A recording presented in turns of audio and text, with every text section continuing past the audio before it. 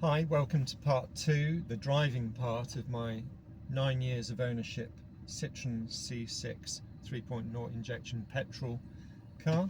Hopefully you've seen part 1.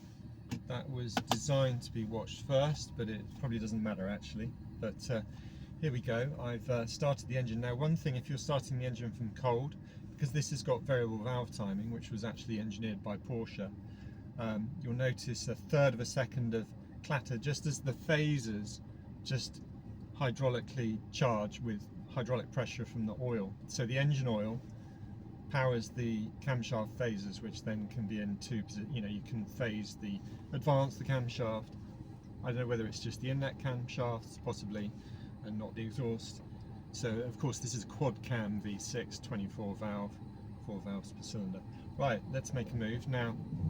If you've watched the first part, you'll know this runs on gas, so I'm currently running on LPG, but it will run on petrol, and I'll do some of the drive on that. Now, again, obviously it's a Citroen, it's going to be very comfortable around town. I would say that the suspension's a little bit jittery, the small, I don't know whether they call it secondary ride or something like that, but there's this element of jitteriness which I didn't find on my 7 years of Citroen XM ownership, but then the hydractive suspension is much more developed. I think this might be called version 3 or something, and whereas the Citroen XM was very random. Well, it wasn't random, it just wasn't very good at deciding when it was going to go into sport mode and stiffen the springs and dampers. So it's one of those unusual cars that stiffen the springs as well as the dampers. Now of course with steel springs you cannot stiffen the springs on the go, so except the Ford GT has a weird system, but that's another thing, you'll have to look that up. So that's the 2016 Ford GT, but this one you can open and close the spring chambers, which are of course nitrogen gas on this car. So similar cars that will be able to do variable damping, variable spring rates, are things like the Audis and the Mercedes with the air suspension and the Range Rovers. So, but this doesn't have air suspension, it's got nitrogen springing with hydraulic lines and things. Now, let me go out this way. I haven't really planned a route or anything, but that's fine. So, I'm going to just take you onto a 60 mile an hour piece of road, and I'm going to flick it into manual mode so I can move the gear lever to the left to then choose manual. It is a little bit slow sometimes to do repeated downshifts, so I'm going into first gear there, and there you've got a nice kind of offbeat raspiness. Let me put it into stick it into first again, and up we go. We're going to reach the speed limit shortly. We're going to change it to third and then up to 60, straight up in 6. Not too bad shifting up through the gears, but sometimes if you're coming from 60 and you've left it a bit late and you're trying to get down to first gear, you're going dung dung dung and it just doesn't want to go. So sometimes I just shift it over into auto mode for it to do the shifts, but I do like to use engine braking. My habit is to run the car in manual mode. And of course, I'm not saying it's got a clutch, it's a full automatic slush torque converter auto, A's in Warner, and I've talked about that briefly in part 1. Now, and that gearbox is also used on Saab 9000s and 95s, I think, things like that. So, right, okay, we're going to take you through a village with a 30 limit, and then I'll get to a bit of 60 with a windy road, and we'll talk about the sport suspension then. But it's not the quietest of cars, and of course once you're up to 70, and if you're in France up to 80, there's a bit of wind noise, because of course you've got frameless windows front and rear, so there's no window frame when you open the door. I did use it as a wedding car once, and the idea was that the windows could be down, the bride could be getting into the car, and there would be nothing in the way of taking photos from the other side of the door. So it's a nice look, like I said, a coupe convertible kind of thing. Not a coupe convertible, a 4-door coupe type thing, Mercedes CLS style of vehicle. Now, the seats in here They're quite broad, very broad. I mean, you could be a much larger person than myself and you'd be fine. There's not really any side support or bolstering to speak of. There is some, so it's not great for performance driving, even though you wouldn't believe it, but this is a great car to do sports driving in. So and that's because traffic light's red. Okay. And the reason for the sports driving performance side of things is that it has a I'm going to talk about this now before I get to the 60 limit. It has variable damping and springing. There's actually I believe it's 8 damping rates on the front and 9 damping rates on the rear. You need more damping rates on the rear because you've got a larger change in possible load at the back, because you might fill the car with luggage and people in the back seat. You can get 3 across, of course, in the back seat. So you've got an enormously variable active damping that's working off the sensors. So you've got wheel position, suspension arm, on the suspension arms you've got wheel position sensors, so you know the car computer knows how quickly a bump is deflecting the suspension and how deflected it is, and then it responds with changing the damping rate mostly, but then if it gets particularly bad it will change the spring rate potentially if you're near the limit of the travel perhaps, and of course that responds as well, just like the Citroen XM, to just putting it back into gas. The Citroen XM would, unlike this car, if you turn the steering fast, it will go into a sportier mode. It will go to there's only 2 rates of springing, so it'll go to the firmer rates of springing, and then it will, and obviously the firmer damping as well. And if you go around a corner fast, it will do that. But there is an option to press a button down here, which is your sport suspension button, so that will immediately put the suspension into firm. Some people drive around it with it in firm and they say it makes no difference, but to me it does. Maybe their center spheres, which are the ones pulled in for the softer springs, maybe they're flat, and maybe they therefore don't see a change in the feel, the softness of the springing. So if you find that with your Citroen that has hydroactive suspension, that there's no difference between sport and comfort mode, that's probably because your center spheres are flat and need replacing. But on a Citroen C6, like I've said, this is still after, this is how old? So 2007 car, it's the end of 2023 now, so it's a 16-year-old car I think, and I've never replaced the spheres. The quality of the membranes is excellent. So right, okay, I appear to be coming up to the end of the 30 limit, so I'm just going to whip it down in second, put it into petrol mode because the LPG doesn't like that, and the spoiler's just come up at 45-ish, judging by that, and I've just changed manually all the way up into 6th gear, 55 miles an hour. I'm just going to put it back into petrol mode. Now I'm still in the comfort mode of the suspension. It's a bit of a damp, slippery road today, so I'm not going to be able to go too fast around the corners. But the great thing about this, if you're on country B roads, now this is an A road actually, but I've been over the Blackdown Hills in Somerset, and they're bumpy B roads. You've got 2 lanes, so you can drive reasonably fast. You've got to be more cautious on the corners.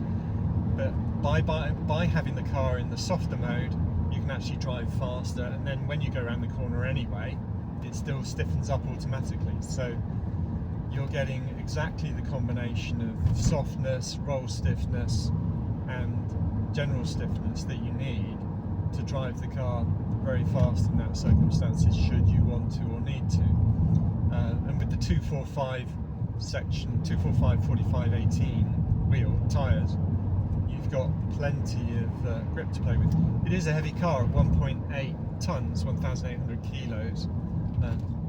So it's not a lightweight thing. There's a tighter corner. Oh, that was it, switching automatically into petrol. And I'm coming up to another kind of a swoopy bend here.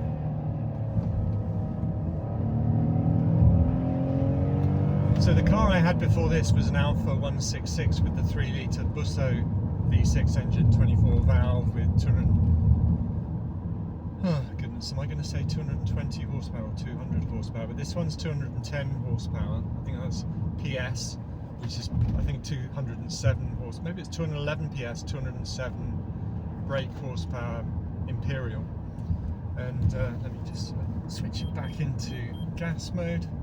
I'm behind a 4x4 because we are in the countryside. But so I haven't actually had to stick it into sport mode. But if I do that, it does get more responsive. I mean, the XM became like a go-kart. It really did just respond crazy. But this one, it's not a bad responsiveness.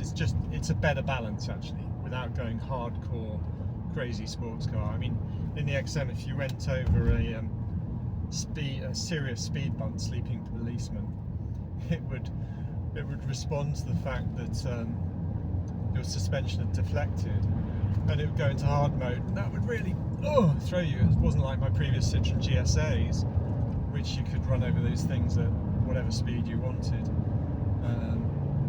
you know, whatever the legal limit was.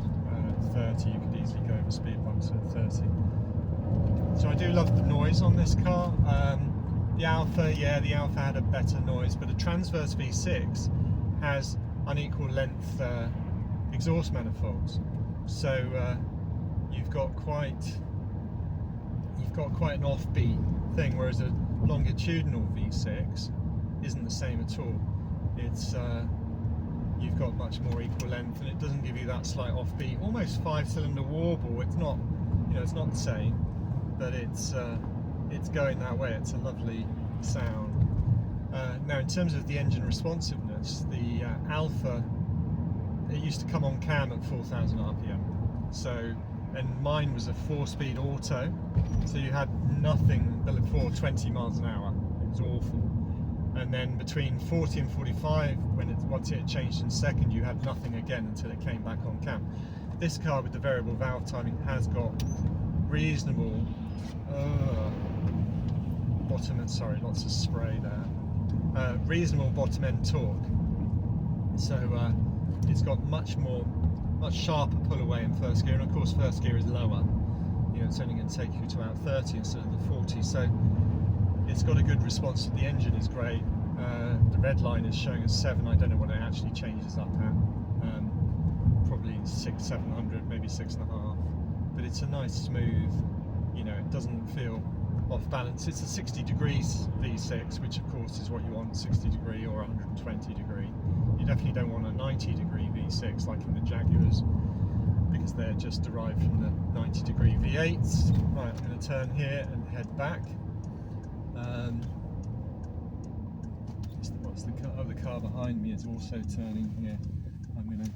You can thank you, great. Sorry to bother you. Right, okay. Elderly-ish lady in Range Rover Evoque in the countryside. Very stylish. Anyway, right, okay, let's get on here. Okay, I had a bit of traction control there because it is a damp day. Back into sport mode. Anyway, it'll do quite well. That was in second gear, all of that. Yeah, it does have cruise control, not radar, whatever that's, you know, when it does that. I don't like that. I like to be in control, so what I'll find on the motorway, I'll just notch my speed down if I'm coming up to something and something's coming past me, and then I'll notch it back up and carry on. But a bit of planning, you generally don't need to do that. So, right, let's come out to sport mode. Yeah, these roads are quite wet. We've had some wet weather in the southwest of England recently, and it is mid-December now, so but we haven't had too much iciness. I think they've only salted the roads once, and I try to keep this off the road. Once they do that, I only need to use a car twice a week. So, and I've got a couple of other cars, so I use those, a Smart Roadster Coupe, for example. In fact, I'll probably put the driving, a little driving sequence from my Smart Roadster as well, into this playlist. So this will be a playlist, Citroen C6 playlist, and it will have the exterior and interior comments that I've given already in part 1, and I'll put in there in that playlist 2 other driving things from my Garmin dash cam with the 210-degree wide angle, so it'll look really weird. It'll look like we're in an MPV, and actually if you look out the dash cam you can see the wing mirror on that side and the wing mirror on that side. You'll see my hands on the steering wheel. It's such a wide angle, 210 degrees, it's actually looking back slightly on itself, but that's another thing. Right, okay, so this car is great for this kind of road. So this is a windy, it's actually an A road, it's the one, it runs for about 50 miles this road, but it's windy and good fun. These are the best kind of roads, but I'm doing 50 and I'm behind the other traffic because in Devon most of the drivers like to get going. You know, Devon's I think the biggest county in England, and so you've always got a ground to cover. So yeah, you've got climate control in here, so you can set it to what setting you want. It's a pain if the passenger decides to change their setting on their side of the car, their temperature from, say, I've got it on 20.5 at the moment. If they put that up to 22, to resynchronize I have to go in through the menus to then choose to resynchronize the left and right, and then I can control it purely from the driver's side. So often I'll warn the passenger, please don't play with the heating. If you want it hotter, tell me and I'll keep them both in sync, unless I'm hot and I want to be cooler than them. But it's a pain in the neck having to go through the menus. Some cars, they'll have a button on the control panel and you'll be able to press to resynchronize it. So yeah. Now, what else have we got that I want to speak about? Yeah, the parking brake. It's a bit of a pain. It takes about a second and a half to engage. So if you've pulled up at traffic lights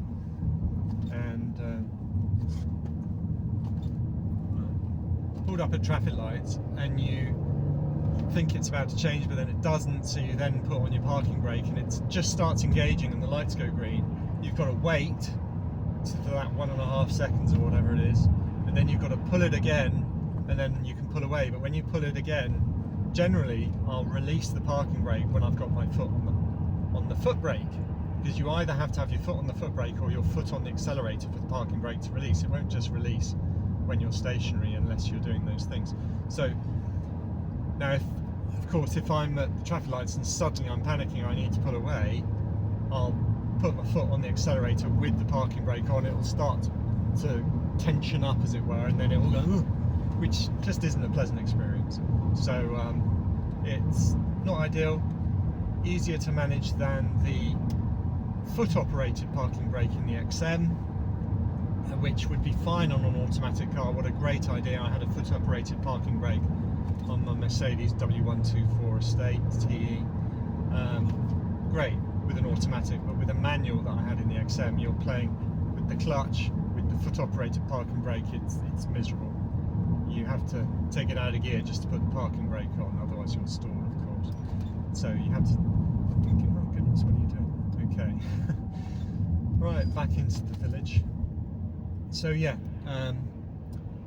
let's see, anything else to add to that? No, it's a lovely ride, self-dimming rear view mirror, of course. No, it's a beautiful thing, and people like this car. There's nobody who finds it offensive. It's almost stealth, because you can be a more aggressive driver because people are conducive to the car. They like the car. They're not going to get upset and annoyed by it. Unlike some brands of car which are known to have aggressive drivers or something. So no, it's been a great experience. I didn't think I'd get rid of it, but you know, my kids don't live at home anymore. I don't need to have this car. My wife and I want to share a car, so we're going to get something a bit smaller, 2 sizes smaller. So yeah, we're not going to keep this one, which is a big deal.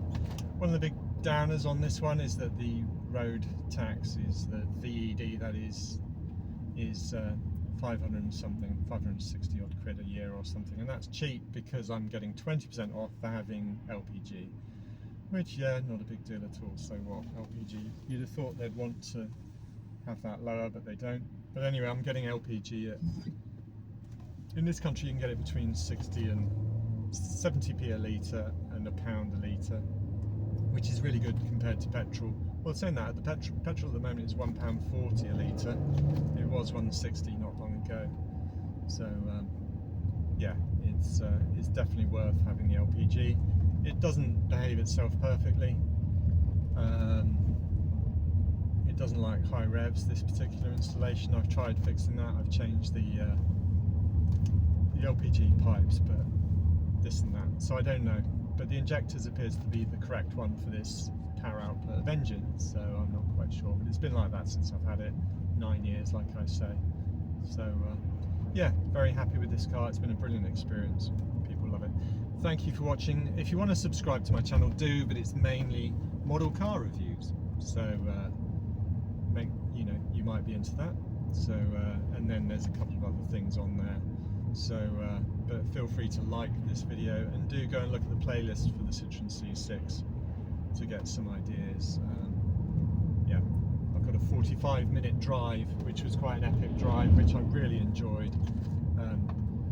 Anyway, more on that one. But thank you for watching, and do comment in the comments. I do tend to respond to those. I'm not a busy person. Well, I'm not busy with YouTube stuff, you know, not many people are going to comment, so that's fine. So yeah, thank you for watching, and take care.